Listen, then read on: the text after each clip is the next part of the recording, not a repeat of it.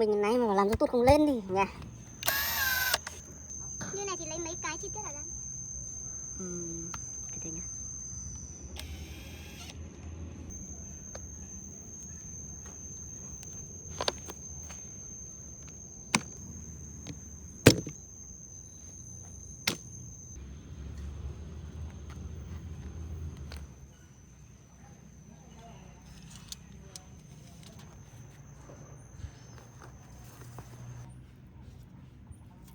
Giả vờ thích lắm ấy.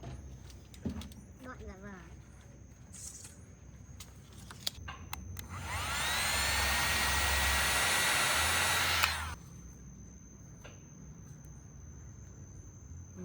Kiểu nó tua ấy.